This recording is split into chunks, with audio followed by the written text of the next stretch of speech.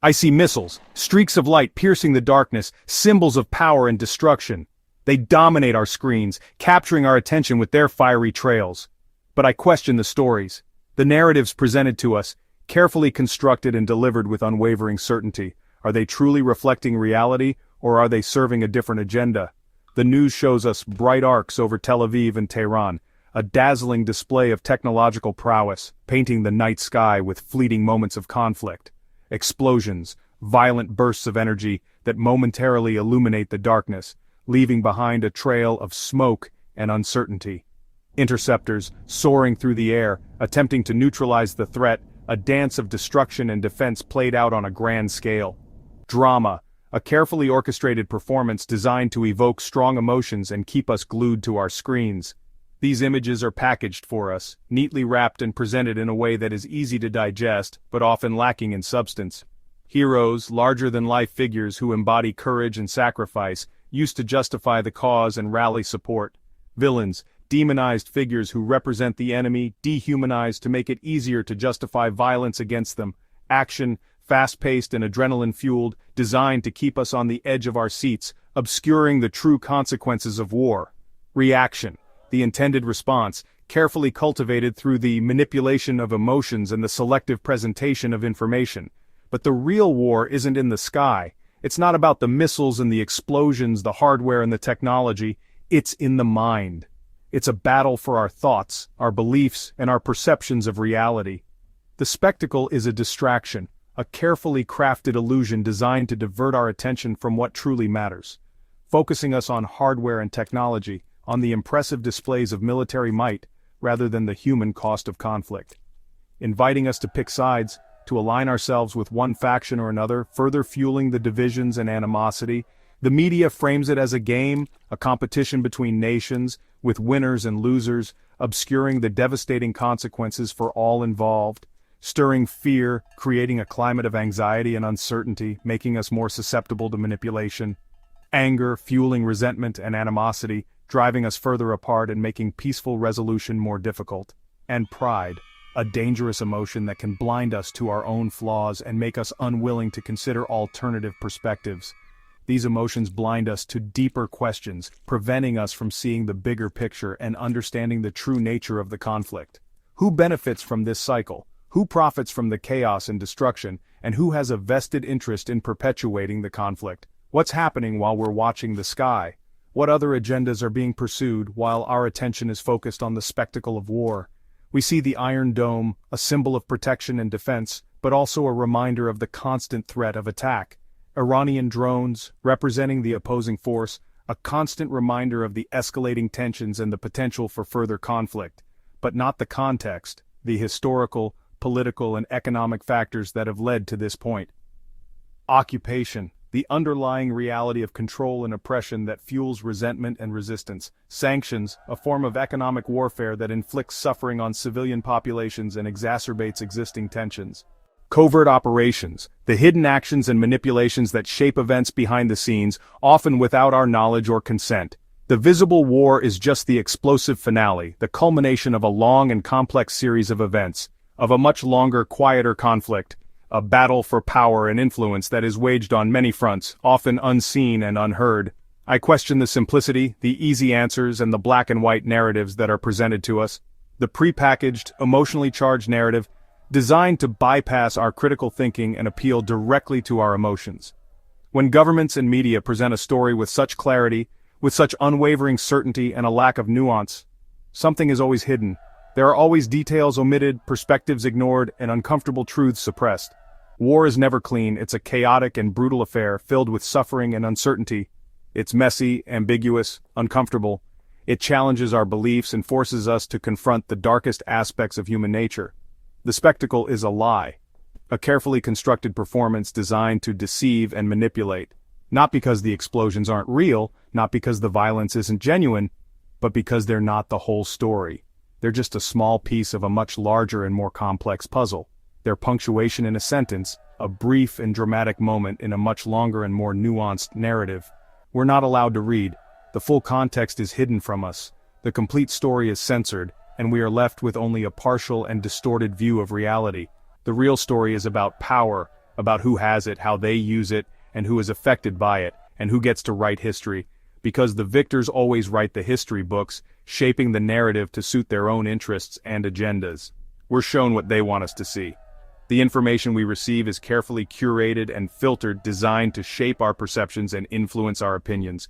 The rest is left in the shadows. The inconvenient truths, the uncomfortable realities, and the dissenting voices are all suppressed and hidden from view. The truth is always more complicated, more nuanced, and more difficult to grasp than the simple narratives we are offered, than the images on our screens. The reality is far more complex and multifaceted than the carefully crafted images that flicker before our eyes. The real war is for our attention, a constant battle to capture our minds and control our perceptions, and our consent, because without our consent, without our support, the war cannot continue. We must look beyond the spectacle, beyond the explosions and the drama, beyond the heroes and the villains. We must ask the difficult questions, the uncomfortable questions, the questions that those in power don't want us to ask. What are we not being shown? What truths are being concealed, what perspectives are being ignored, and what agendas are being pursued in the shadows? Only then can we begin to understand, to truly grasp the complexities of the situation and see through the carefully constructed illusions. The true cost of war, the human suffering, the destruction of lives and communities, and the long-lasting consequences that ripple through generations. The real story is always hidden in plain sight. We just need to know where to look, and what questions to ask. On this stage the main actors are clear, Israel and Iran, cast as hero and villain. The script demands a simple binary. Good versus evil, civilization versus chaos. Supporting cast Hezbollah reduced to a pawn. Gaza synonymous with Hamas, its people invisible. Their humanity is erased, their suffering a footnote. The United States is not just an audience member. It's the producer, director, and financier. It supplies weapons, funding, and the narrative, shaping the conflict to serve its interests. This casting is fiction. It flattens complex societies into caricatures. Nations are not single-minded. They're millions of people with hopes and fears. This simplification is a tool to justify aggression, sell wars, and maintain tension. When we see countries as characters, we forget real people live and die by these scripts. The play is rigged, and the audience is meant to forget the human cost. The visible conflict is a staged diversion, loud, frightening, and captivating. While we watch missiles, the real war is for our minds. This hidden war is fought with words, images, and ideas, not territory, but perception. Narratives shape what we believe, who we trust, and what we accept. Bombs destroy buildings, stories destroy the possibility of peace. The goal: make your version of events dominant, your enemy irredeemable, your actions justified. Tools: leaks, planted stories, social media disinformation. The aim: confusion, mistrust, and passivity, so we accept official stories. This explains failed peace talks, fragile ceasefires, and generations raised on animosity. Physical violence punctuates a psychological assault. Explosions are real, but they're also props in a larger production. The true objective: win the war of stories, because whoever controls the story controls the future. The real battle is for our perception. Fear is the state's most powerful weapon, more effective than bombs. It paralyzes minds, making populations compliant in exchange for security. Iran and Israel use each other as threats to consolidate power, justify military spending, and silence dissent. Leaders deliver warnings, parade weapons, and release dramatic intelligence, all for domestic consumption. The goal: keep the public anxious, always on the brink of war. A fearful population questions less, demands less. False flags and provocations create pretexts for escalation. Evidence is murky, accusations swift. The truth is lost in the fog of accusation. This strategy isn't unique, it's universal. The US mastered it with the war on terror, justifying endless war and eroding freedoms.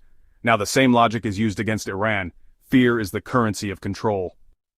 The media isn't a passive observer, it's an active participant. It frames the story, selects images, and guides our emotions. Which victims are humanized, which are ignored? That's a political act. Labeling one side's actions as terrorism, the other's as self-defense, this is narrative warfare. We see Israeli suffering up close. Palestinian and Iranian pain is abstract, statistical. Selective empathy creates a moral hierarchy. Some lives matter more. The media builds a case for war, manufacturing consent. Language matters. Unprovoked aggression versus retaliatory strikes. This vocabulary sanitizes favored violence, demonizes the other. It's subtle propaganda, shaping our assumptions unconsciously. The media doesn't just report the war, it helps direct it. We must question what we're shown and what's left out. We're often presented with a seemingly straightforward choice, a binary option designed to simplify a complex reality. We're told to pick a side, Israel or Iran. But this is a false binary, a manufactured division that obscures the deeper truths at play. It's a tactic used to control the narrative and limit our understanding. Both choices, when examined closely, ultimately serve those who profit from conflict, those who benefit from the perpetuation of hostility and division. They are the ones who truly gain from this illusion of choice. By picking a side, by aligning ourselves with one nation or the other, we become cheerleaders for war, unwittingly supporting a system that thrives on destruction. We become complicit in its violence, contributing to the suffering and devastation that inevitably follow. The truth is, we don't have to choose between governments. These are artificial constructs designed to maintain power. Instead, we can stand with people, with the individuals who are caught in the crossfire of these conflicts. Stand with Israelis who want peace, who yearn for a future free from violence and fear. Iranians who want freedom, who dream of a society where their voices are heard and their rights are respected. Palestinians who want dignity, who deserve to live in peace and security with the right to self-determination. Our solidarity should be with human beings, with the shared humanity that binds us together, regardless of nationality or political affiliation. Not flags, which are mere symbols of division and conflict, or armies which are instruments of violence and oppression. This choice is never presented by mainstream media or political leaders. It subverts their narrative, it challenges the very foundation of their power. To escape this trap, we must reject the premise, refuse to accept the false dichotomy that is presented to us.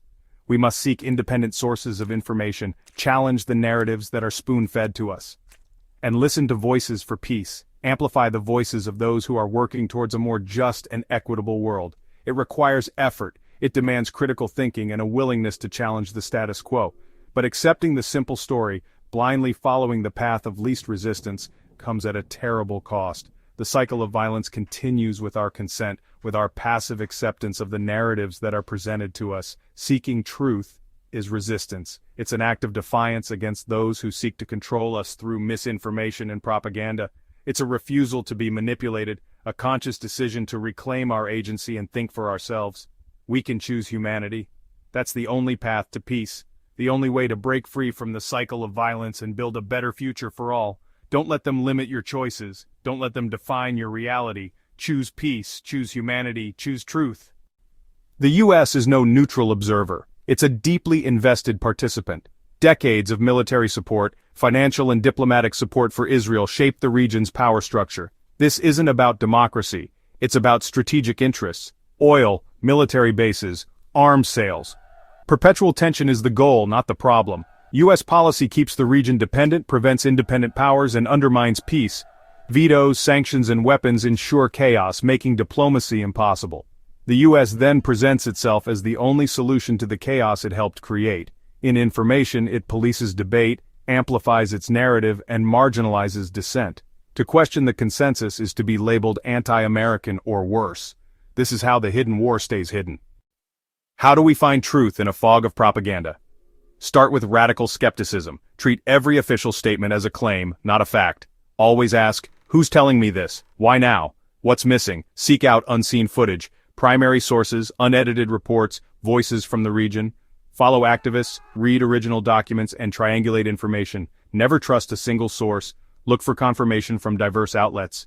If a claim is only made by those with an agenda, be cautious. This takes time and patience, but truth is worth more than a comforting lie. Reclaim your intellectual sovereignty. Refuse to be a passive consumer. The powerful depend on our apathy. Our defiance is to do the work anyway. Insist on seeing the whole film, not just the director's cut. I see the missiles soaring through the sky, a display of power and destruction. But I no longer believe the stories spun by the media, the narratives carefully crafted to shape our perceptions. The truth feels increasingly distant, obscured by layers of propaganda. The Iran-Israel conflict, like so many others, feels like a constructed drama, a carefully orchestrated performance on the world stage. It's designed to evoke fear, to manipulate our emotions, and ultimately, to manufacture consent for actions that serve hidden agendas. The real war, the one that truly matters, is for our minds, for control over our thoughts and beliefs. It's a battle over the very definition of truth, a struggle to discern fact from fiction in a world saturated with misinformation. Bombs and suffering are undeniably real, the tragic consequences of this deeper conflict. But they're merely symptoms, the outward manifestations of a deeper disease that festers beneath the surface. That disease is power, a system that thrives on division, manipulation, and the perpetuation of lies. Governments, especially powerful entities like the US government, aren't truly interested in peace and harmony. Their primary objective is control, the maintenance and expansion of their own power. They use human lives as pawns in their geopolitical games, sacrificing individuals for strategic advantage. They build walls of hatred and division between people and then cynically use the resulting violence as justification for those very walls. We must refuse to be their passive audience, to blindly accept their narratives and cheer them on. We must refuse to cheer for their wars, to validate their destructive ambitions. The path forward, the path to a better future, isn't about choosing sides in their manufactured conflicts. It's about rejecting the conflict itself, refusing to participate in their divisive games. We must recognize our shared humanity, the common bonds that unite us despite artificial divisions. We must demand an end to the lies, to the manipulation and deceit that fuel these conflicts. It's a difficult path, a challenging journey that requires courage and critical thinking. But it's the only one that leads away from the abyss of endless conflict and manipulation. Don't blindly trust their stories, question everything you're told, ask why they want you to see them in a certain light, what agenda they're trying to advance. Become an active interrogator of reality, a seeker of truth in a world of deception. The answer to why is where the truth begins, the key to unlocking a more peaceful and just world.